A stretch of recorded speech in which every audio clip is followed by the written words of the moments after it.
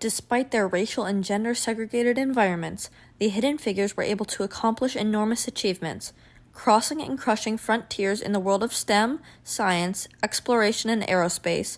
These women shed light for equality of all women.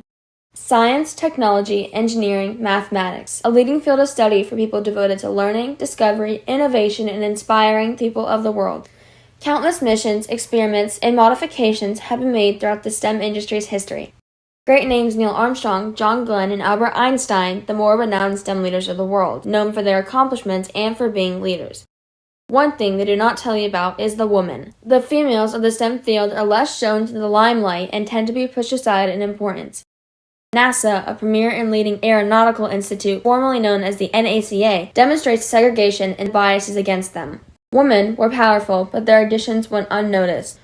They emerged as the dignified, the understated, the incredible hidden figures. Among them were Katherine Johnson, a brilliant mathematician, Dorothy Vaughan, a bright and young mind, and Mary W. Jackson, a talented engineer. Following the uprise of NACA in 1915, men had dominated the STEM industry and were seen as the forefront of the world. Women were still inferior and seen as housewives, or people who stayed at home to cook, clean, and bear children, nothing more. In the 1940s at NACA Langley, the ratio of men to women was astonishingly disproportionate. Only 100 of the employees at the lab were women. The female workers were only employed as clerks, stenographers, secretaries, or mail sorters, all being jobs that were seen as subordinate to the leading positions. Employers still held biases decided for women for centuries on end.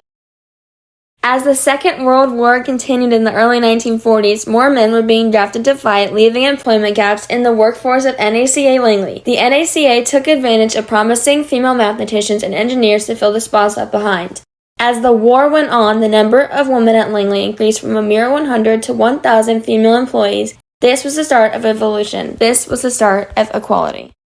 Life was not as easy for other women. As the time was during the 40s to the 60s, segregation was still in effect in great measures. The Jim Crow laws of racial bias and separation affected the lives of all African Americans. The women at NASA Langley had come so far, but from this hardship they were reminded there was still so much more to fight for. During the year 1943, the NACA began to hire African American women onto the workforce as human computers. The women were tasked to solve math problems to enable the astronauts and pilots of the organization to carry out their missions and flights.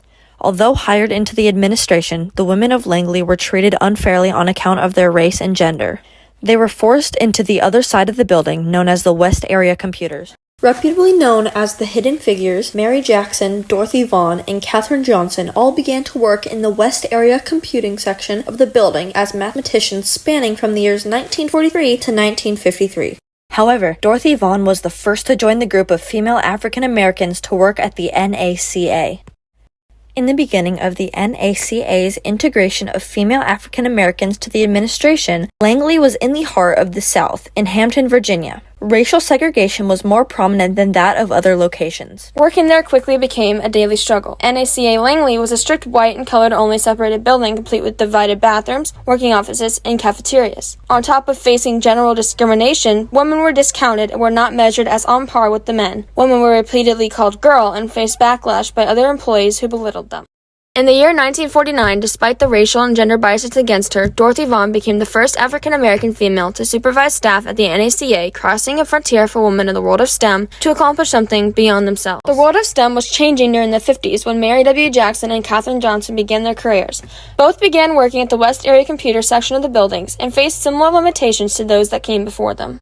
Mary W. Jackson was hired onto NACA in 1951. Although talented, Jackson was restricted to the job of mathematical computations, despite her true talent in the field of engineering. Throughout the first 2 years of her career, Jackson was still working day-to-day doing problems, until an engineer gave her a shot at learning, ultimately becoming her teacher and mentor. Throughout the next several years, from 1953 to 1958, Mary Jackson worked strenuously to overcome adversity and achieve her longtime goal of becoming an engineer. In the year 1958, Mary W. Jackson overcame the restrictions set upon her and pushed past the bias to become NASA's first African-American female engineer. Katherine Johnson began to work at NACA Langley in 1953, beginning her career in mathematics. Katherine Johnson was skilled in computations and could solve problems at a quick rate. She joined NACA in the evolution of the integration of women, and many barriers have been dissolved, creating more opportunity for her to contribute and prove that women should get the resources and jobs that they deserve. In 1957, NACA became NASA, and the space race began and was in full swing. One of the major missions of this time was titled Friendship 7, which launched February 20th, 1962. Friendship 7 was a monumental mission for the STEM community, but also for womankind.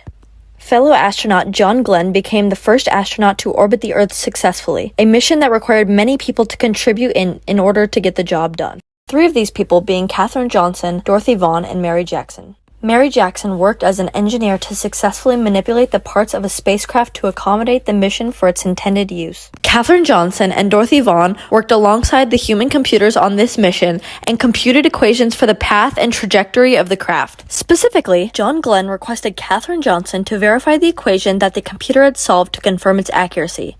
Following, he stated, "If she says they're good, then I am ready to go." This marked the beginning of women being accepted into the field of STEM and their ongoing efforts to be recognized. Katherine Johnson, Dorothy Vaughan, and Mary Jackson soon struck national recognition alongside the countless other women in the force. Throughout the rest of their careers, the 3 women worked on vital missions, including Freedom 7 and Apollo 11, the notable mission that sent the man to the moon.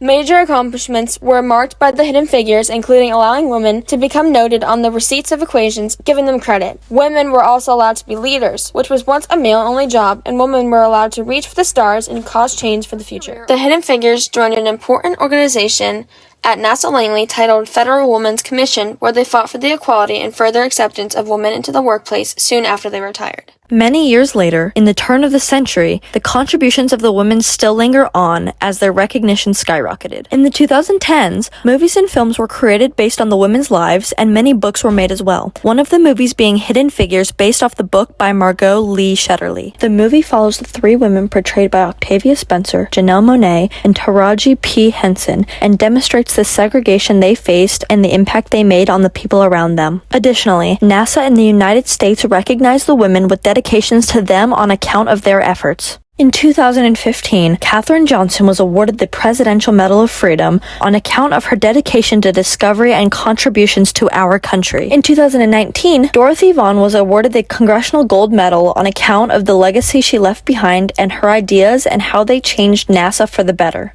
In 2021, NASA named the headquarters after Mary Jackson, permanently marking her efforts to the organization and her changes she made to the workplace demographics. The women sparked a change in the workplace of NASA and in the world of STEM. Women were no longer confined to the house and were able to reach beyond into the future and contribute to the world. Katherine Johnson, Dorothy Vaughan, and Mary Jackson, although there was so many opposing them, proved against the biased opinions and crossed into the unknown yet bright future of science, technology, engineering, and mathematics.